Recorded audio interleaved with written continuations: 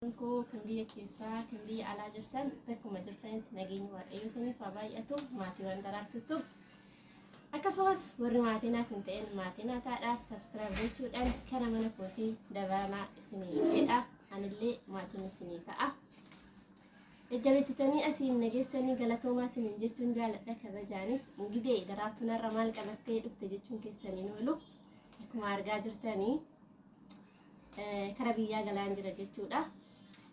Nagaatti isiniin jechuun nufi jechuudha. Yaa dhaara dhugaa wal baruuni baay'ee ulfaata jechuudha.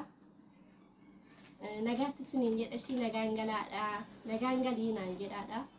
Baay'een isin jaaladha hunduma keessanuu. Sabboontuu too hedduu si jaaladha. Guyyaa gaaf tokko osoo nama uffachiisin garee guddina Oromoo waliin turre jechuudha. Baay'ee si jaaladha jechatu na dhibaa waan isin jedhuun qabu gaa. Waan biyya galee waayee gisee fayyadame sindagadhu yoomiyyuu jechuudha. Baay'ee si jaaladha sabboontuu too.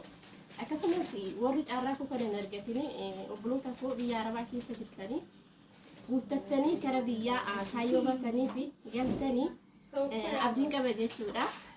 Ammaa fi nagaan galii maatii nagaatti naan jedha hundumti keessanuu komentii jala naa godhaadha.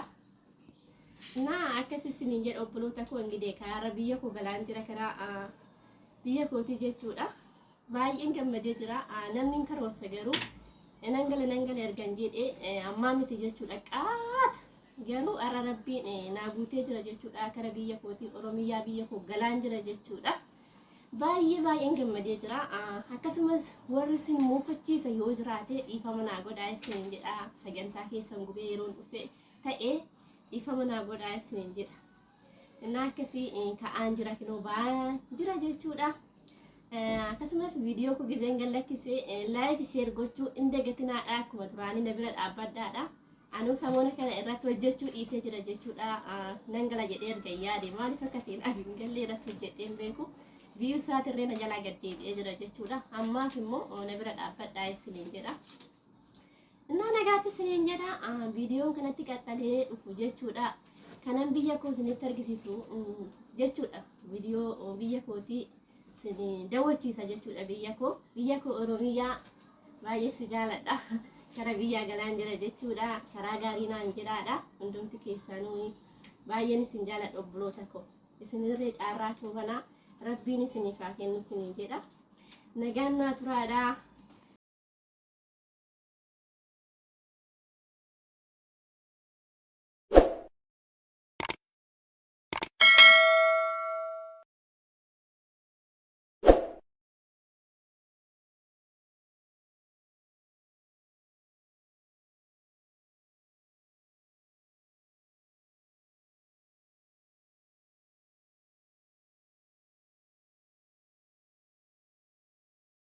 Innaa dhiifama viidiyoo taddaan na jalaa cite innaa akkasii isiniin jedha nagaatti isiniin jedha viidiyoon kanatti aanee dhufu kan biyya kootii ta'a. Nagaan naa turaadha. Baay'een isin jaaladha. Hedduu isin jaaladha hunduma keessanii nagaan naa turaadha. Baay'ee isiniin jedha obboloota koo.